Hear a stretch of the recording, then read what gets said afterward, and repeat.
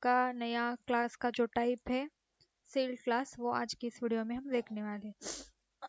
तो guys sealed class क्या है वो पहले जान लेते हैं, फिर उसके बाद इंटरव्यू में भी पूछते हैं क्लासेस के टाइप कितने हैं सी शार्प के अंदर। तो उसमें से हमने देखा है sealed class, sorry last video में हमने देखा था स्टैटिक क्लास क्या है, फिर देखा था पार्शियल क्लास। पार्शियल क्लास की वीडियो नहीं है, उसका भी मैं वीडियो डाल दूंगी, ठीक है। बट क्लासेस के टाइप जो है आपको जानने बहुत ज़रूरी है, इंटरव्यू में पूछते हैं क्लासेस के टाइप सी शार्प के अंदर कौन से और उसको इम्प्लीमेंट हम कैसे करते हैं और उसका यूज़ क्या है, ठीक है गाइज। तो आज की इस वीडियो में हम देखने वाले हैं हमारा नया कंसेप्ट सील क्लास। तो हमारा वीडियो स्टार्ट करते हैं गाइज। यहाँ पर मैंने विजुअल स्टूडियो ओपन करके रखा है, इसके अंदर हम देखने वाले हैं सील्ड क्लास, ठीक है।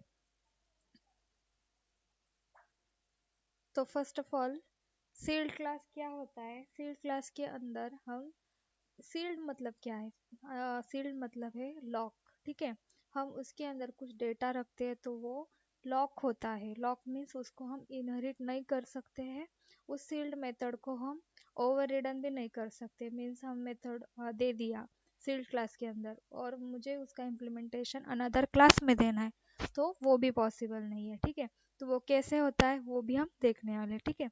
तो यहाँ पर सील्ड क्लास हम पहले तो डिफाइन कैसे कर लेते वो देख लेते।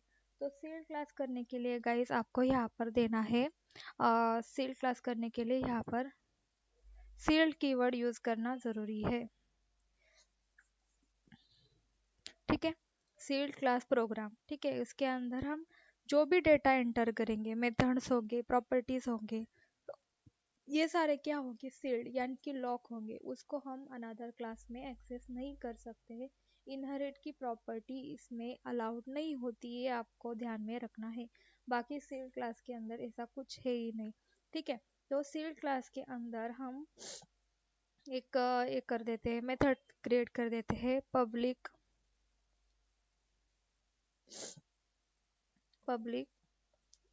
इंट ऐड एक मेथड दे देती हूँ मैं। और यहाँ पर इंट ए और इंट बी ऐसा 2 पैरामीटर पास कर देती हूँ,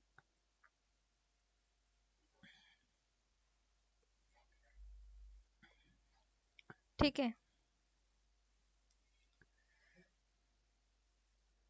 ये हमने क्या किया, सील्ड क्लास के अंदर हमने एक मेथड क्रिएट की पब्लिक इंट ऐड, उसके अंदर 2 इंटीजर टाइप के पैरामीटर हमने पास कर दिए, ठीक है।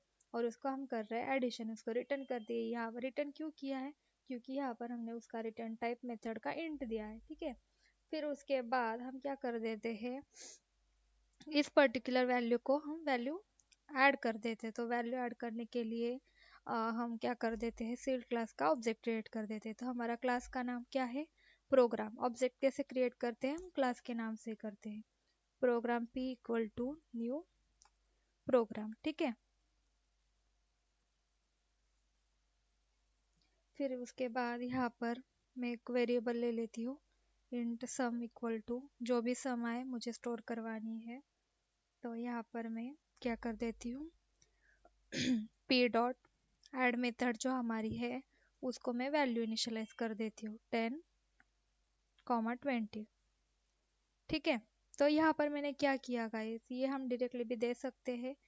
p डॉट ऐड मेथड है, ऐड मेथड कहाँ से आई, हमारे सीड क्लास के अंदर ही ऐड मेथड है, ठीक है। उसके पैरामीटर है इंटीजर टाइप के, इंट ए और इंट बी, उसको हमने वैल्यू इनिशियलाइज कर दी और असाइन कर दी सम वेरिएबल को। उसके बाद हम प्रिंट करवाएंगे हमारा सम, ठीक है। तो कंसोल डॉट राइट लाइन की हेल्प से हम प्रिंट करवा लेंगे टोटल इक्वल टू क्या, सम इक्वल टू, ठीक है।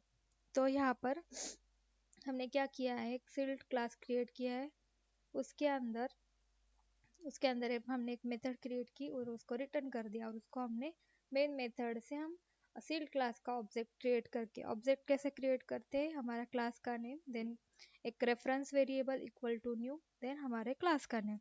उसके बाद यहाँ पर हमने क्या किया है, इस क्लास के अंदर अभी एक ही मेथड अवेलेबल है। कौन सी मेथड है, वो ऐड मेथड है।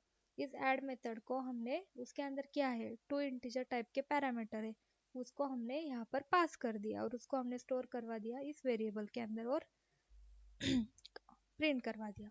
तो हमारा एप्लीकेशन रन करके देखते हैं क्या आता है।